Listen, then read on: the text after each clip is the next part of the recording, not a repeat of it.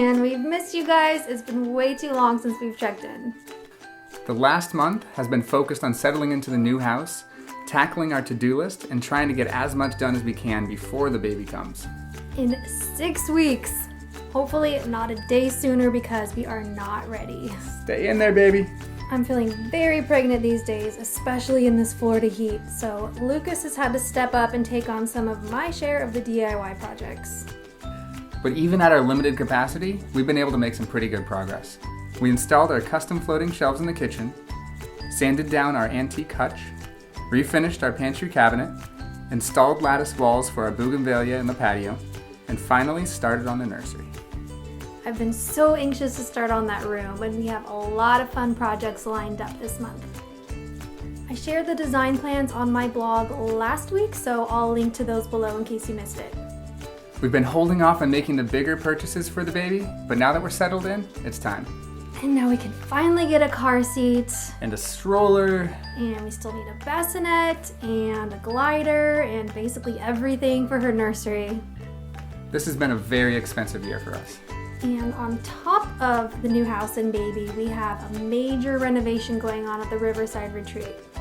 Speaking of the Riverside Retreat, on July 5th, I went over there to do a couple projects, and there had been an accident right in front of the house. So 4th of July that night, someone had driven off the road, catapulted into our palm tree, flipped across our property, and ended up in the neighbor's yard.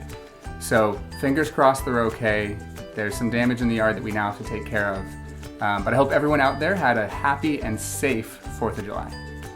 And back to the renovation news. Progress has been much slower than we anticipated. Right now we only have one contractor working on the job, and he's in the process of building 2 new bathrooms from scratch.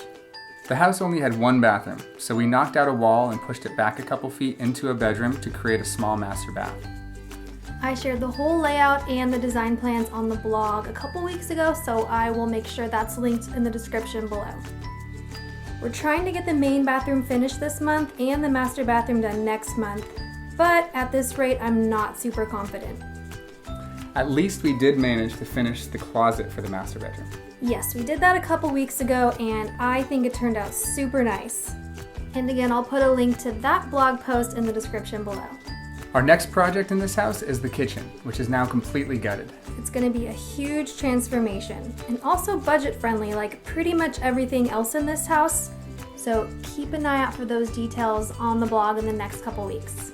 In other news, we actually sold the bungalow. If you've been following us since we first moved to Florida, you may remember us talking about this property. Since the whole 6-month saga of trying to buy it, and then the eviction and the termite tenting and all the turnovers last year, it fortunately has been pretty uneventful. But self-managing 5 units did take up more of our time than we anticipated, due to multiple turnovers and unexpected repairs. There were times when it became another full-time job for us. We didn't actually put it on the market, but another investor wanted to buy it, and with us trying to settle into a new house and renovate another one and get ready for a baby, it just felt like the right time to move on. Do we regret purchasing it? Not at all. It was a crash course in landlording 101, and the amount of things that we learned throughout the process that we can now apply for future investments is invaluable.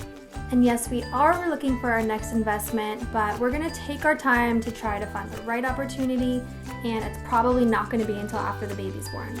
So that's pretty much what we've been up to since moving in. A lot of projects, a lot of nesting. A lot of backaches, a lot of getting up in the middle of the night, a lot of mood swings. But it's been so worth it, and we're just so happy we've made it this far and that she's healthy. Hopefully she stays put for another 6 weeks. We've got a lot of things to do around the house to get ready for her. And we'll try to get another vlog or 2 out before she's born. But in the meantime, you can always follow me on my blog or on Instagram, where I update more frequently. Until then, see you later.